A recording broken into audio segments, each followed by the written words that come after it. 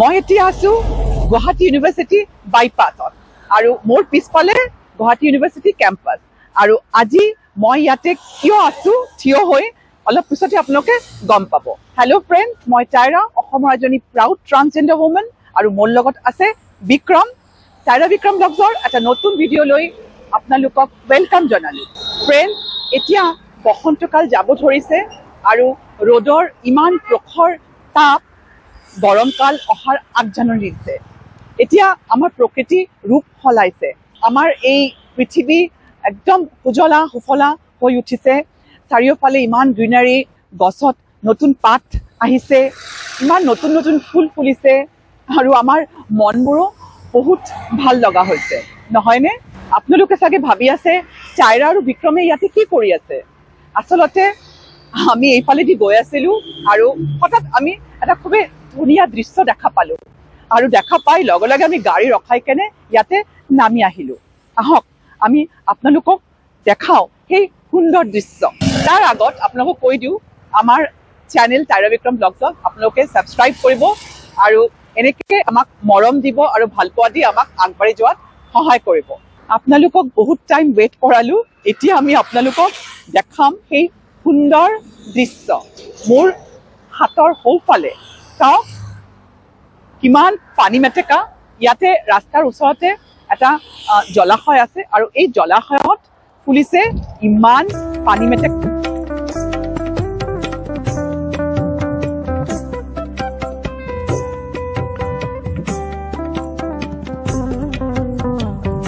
যিমান দূৰলৈ চকু যায় খালি পানী মেটেকা আৰু পানী মেটেকা, শাৰী শাৰী পানী মেটেকা।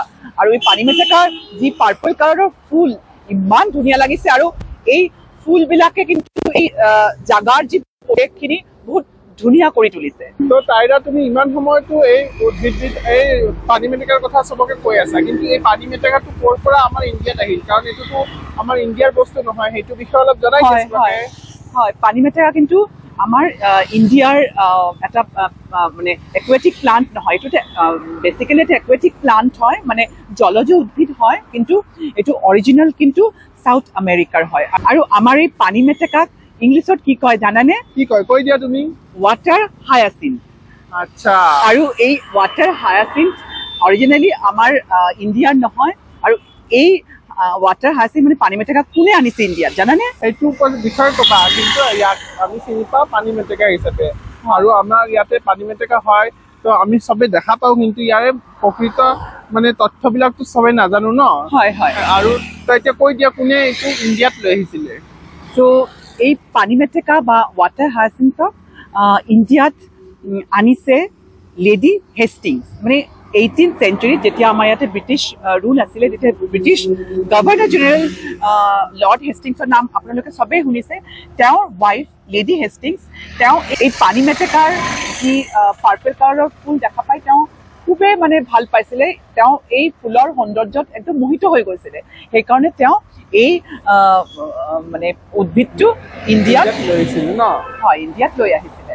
পানী মেটেকাটো এইটো দেশৰ লগতে আৰু পানী মেটেকাৰ কি ব্যৱহাৰ কৰিব পাৰি সেই বিষয়েও আমি যদি কওঁ আপোনালোকক। পানী মেটেকাৰ বহুতখিনি ইউজফুলনেছ আছে, কিন্তু কিছুমান বহুতে নাজানে সেইটো বস্তু, আৰু বহুতে জানেও চাগে।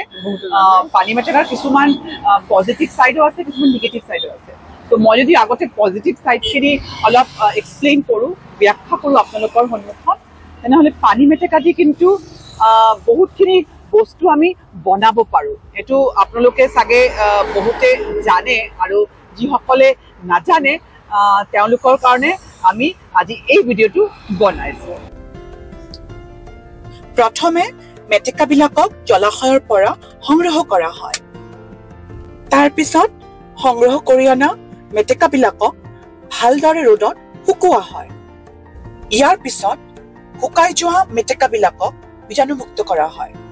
তাৰপিছত মেটেকাবিলাকক বিভিন্ন চাইজত কাটি পেলাই সামগ্ৰী বনোৱা হয়।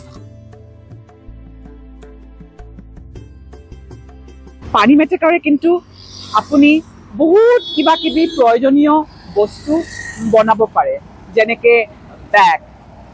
আমি সদায় প্লাষ্টিকৰ বেগ বা বেলেগ মানে লেডাৰ বেগ দেখা পাওঁ। আজিকালি পানী মেটেকাৰ বহুত ইউজ হয়।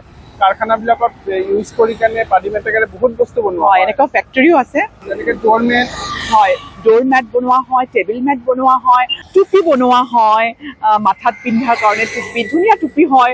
আৰু তাৰপিছত বেগ, মই ক'লো বেগ, এই বেগ বহুত ধৰণৰ বহুত কালাৰৰ বেগ বনোৱা হয়, ডিজাইনৰ হয় টেবুল মেট, ফ্লোৰ মেট, ইমান কি বস্তু এই পানী মেটেকাৰে আমি বনাব পাৰি আপোনালোকে মানে চিন্তা কৰিব নোৱাৰে। আপোনালোকে জানি সুখী হ'ব, এই মেটেকাৰ পৰা কাপোৰো তৈয়াৰ কৰা হয়। মেটেকাৰ পৰা সূতা ওলাই আমাৰ বেলেগ সূতাৰ লগত মিক্স কৰি কাপোৰ তৈয়াৰ কৰা হয়। পানী মেটেকাটো হ'ল আপোনাৰ পানীত ইমান সোনকালে ই বংশ বৃদ্ধি কৰে, মানে এটা জলাশয় ই কম সময়ৰ ভিতৰতে একদম ভৰি পৰে, ঢাকি পেলাব পাৰে। হয় হয়। তো সেইকাৰণে এই বস্তুটোৰ পৰা পৰিত্ৰাণ পাবৰ কাৰণে, বস্তুটো যিহেতু মানুহে ভাল পোৱা ধুনীয়া এটা বস্তু কাৰণে ইয়াক আদৰিছিলে, কিন্তু এতিয়া ই মানুহৰ মূৰৰ বিষ হৈছে, হয় বহুত ক্ষতিও কৰে। সেইকাৰণে মানুহে ইয়াক ইয়াক পৰিত্ৰাণ পাব পাৰে, সেইকাৰণে ইয়াক ব্যৱহাৰত লগাইছে আৰু এই ব্যৱসায় কৰি কেনে বহুতে উন্নতিও কৰিছে কাৰণ প্ৰডাকশ্যনটো বহুত হয় একেলগত। বিক্ৰমজনে ক'লে যে অলপ যদি আপুনি পানী মেটেকা যদি অলপ ক'ৰবাত থাকে, সেইটোৱে বংশ বৃদ্ধি কৰি ইয়াৰ গ্ৰথটো ইমান ফাষ্ট হয়, একদম ভৰি পৰে, জলাশয় পুৰা ভৰি পৰে একদম। চ' সেইটো এটা বেলেগ এটা আমাৰ থলুৱা উদ্যোগ মানে আৰম্ভ হৈছে এই পানী মেটেকাৰে, বহুতখিনি বস্তু বনাইছে। সেইখিনি ইনফৰমেশ্যন আমি আপোনালোকক দিয়াৰ কাৰণে এই ভিডিঅ'টো আজি বনাইছোঁ। পানী মেটেকাৰ ইউজফুলনেছ বা বেনিফিটবিলাক আমি ডিছকাছ কৰিলোঁ, কিন্তু এই পানী মেটেকাৰ কিন্তু বহুতখিনি বেয়া দিশো আছে। সেই বেয়া দিশখিনি বিক্ৰমে আপোনালোকক ক'ব। চব বস্তুৰে ভাল গুণৰ লগত বেয়া গুণবিলাক থাকে, তো পানী মেটেকাৰো সেনেকুৱা হ'ল।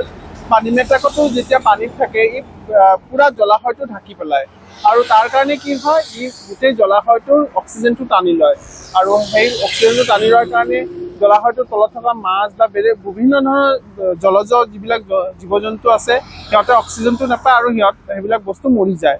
এইটো এটা ইয়াৰ বহুত বেয়া গুণ, মানে ই পানীত থাকিলে সেই পানীৰ কোনো বেলেগ বস্তু আৰু তাতে বাচিব নিদিয়ে, সি নিজে গোটেইখিনি অক্সিজেন টানি লয়। আৰু খালি জীৱ জন্তু নহয়, পানীত থকা বহুত দৰকাৰী উদ্ভিদৰো বহুতখিনি ক্ষতি কৰে কিন্তু, আৰু পানীৰ যিটো গুণ, সেই গুণটো নষ্ট কৰে।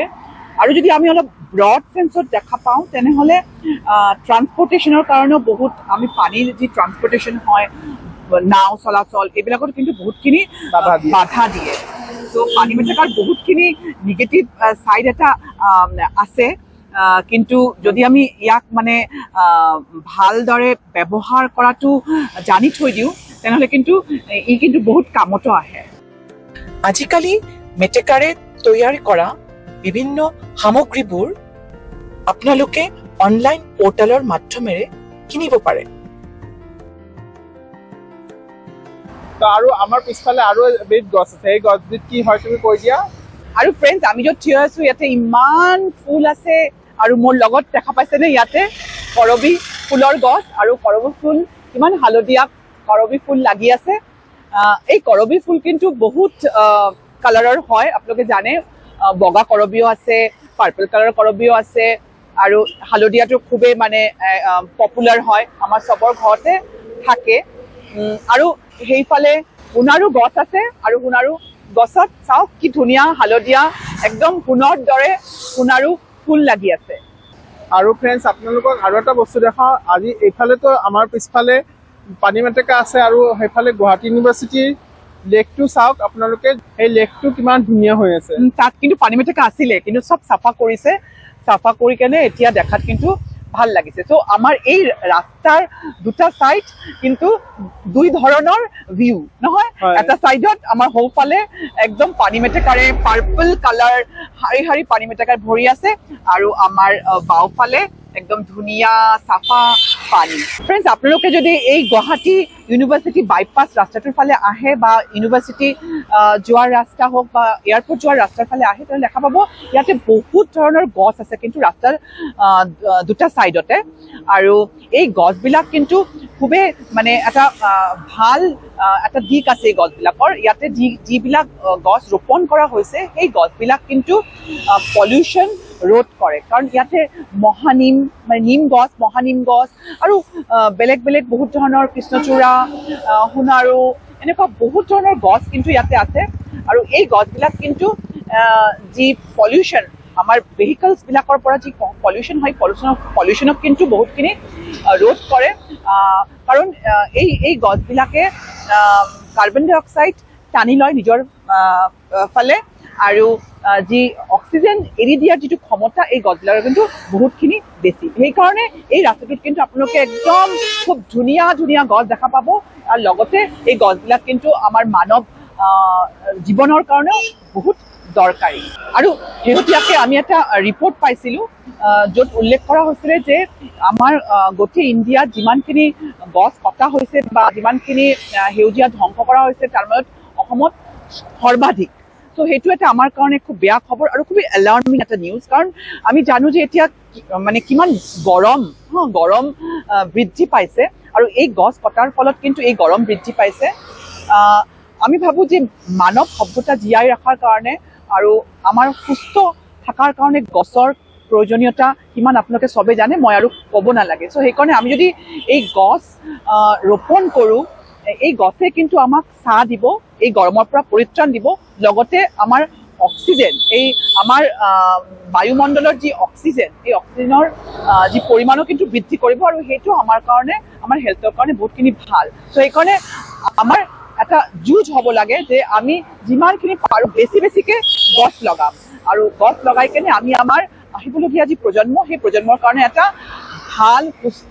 ধুনীয়া পৰিৱেশ যেন উপহাৰ দিব পাৰোঁ তো ফ্ৰেণ্ডছ আমি আজি এই পানী মেটেকাটো আপোনালোকক দেখুওৱাৰ এটা বিশেষ কাৰণ আছে এটাটো হ'ল ইমান ধুনীয়া আপোনালোকে আমাৰ পিছফালে দেখা পাইছে কিমান ধুনীয়া লাগিছে প্ৰকৃতিক সৌন্দৰ্যটো আপোনালোকে যদি ইউনিভাৰ্চিটিৰ ওচৰেদি ঘৰত যায় কেতিয়াবা মানে এয়াৰপৰ্টৰ পৰা ঘৰলৈ যায় জালুকবাৰীৰ ফালে যায় তো আপোনালোকেও দেখা পাব ইয়াতে পানী মেটেকা ইমান ফুলিছে অলপ ৰৈ কেনে চাই যাব আপোনালোকৰ মন প্ৰাণ একদম শীতল পৰি যাব চকু জোৰ পৰি যাব চ' ফ্ৰেণ্ডছ আমাৰ আজি এই পানী মেটেকাৰ ভিডিঅ'টো আপোনালোকৰ কেনেকুৱা লাগিল আমাক কমেণ্টছ কৰিব আৰু ভিডিঅ'টো যদি ভাল লাগিছে তেনেহ'লে লাইক কৰিব আৰু শ্বেয়াৰ কৰিব আৰু আমাৰ টাইৰা বিক্ৰম ব্লগ চেনেলটো ছাবস্ক্ৰাইব কৰিবৰ কাৰণে নাপাহৰিব লগতে আমাৰ ফেচবুক পেজ টাইৰা বিক্ৰম ব্লগটো ফ'ল' কৰি দিব তো ফ্ৰেণ্ডছ আজিলৈ আহিছোঁ বাই বাই বাই বাই